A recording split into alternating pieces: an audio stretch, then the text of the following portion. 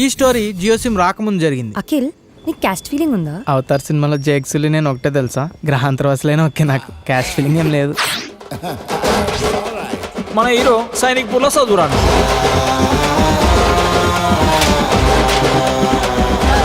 నీ మీద ఖర్చు పెట్టింది ప్రతిదీ బొక్కే నాకు. డాడీ అట్లా తిడుతుంటే తినబుద్ధి అయితే లేదు అన్నం. రేపటి నుంచి డాడీ రాకముందు పెట్టేసి తినేస్తాం. ఈ టీ షర్ట్ ఎవడు కొన్నాడురా? నువ్వే డాడీ. లోపల కడ్రాయరు అది కూడా నువ్వే డాడీ. ఈ కంప్యూటరు నువ్వే. మరి నాగార్జున ఫోటో ఎందుకు పెట్టుకున్నావు? మన హీరోయిన్ వాయిపూర్లో చదువురాంది. ఈ పోనీ టైళ్ళు, లూస్ హెయిర్లు, ఆ పెద్దదేదో పెడతావు ఏంటది? Puff daddy.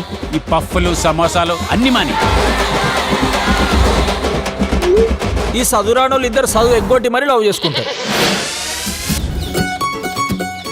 ఆమె హెయిర్ స్టైల్ చూడరా, డిట్టో ఇషక్ జాదాలో పరిణితి చోప లెక్క ఉంది.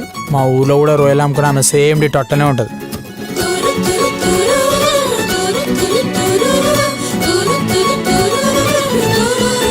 మీకు ఎంసెట్లో ర్యాంక్ రావాలంటే వాళ్ళిద్దరికి దూరంగా ఉండండి.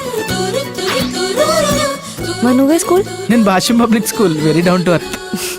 ఈ ఏజ్ లో అంతా ఇన్ఫాచ్యుయేషన్, దాన్నే లవ్ అనుకుంటాం మనం. ఇదేమైనా 100% లో సినిమా అనుకుంటున్నావు కదా అని ఏం నిందో మాట్లాడుతున్నావు తెలుసా? తల కిందులు తపస్సు చేసిన కాకి అని ఇలాంటి అమ్మాయి నాకు దొరకదరా. నేను ఆమెను మర్చిపోయే ప్రసక్తే లేదురా. మేము నెక్స్ట్ మంత్ బెంగళూరు షిఫ్ట్ అయిపోతున్నాం అఖిల్. ఇంకెప్పటిలాగా కలుసుకోవడం అవ్వదు. వదిలేస్తుంది రా, వదిలేస్తుంది. కాకి వదిలేస్తున్నావా?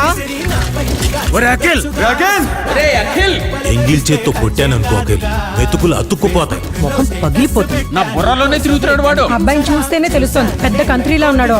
ఇంత హారబుల్ మనిషి నా కెరీర్లో నేను ఎక్కడ చూడలేదు.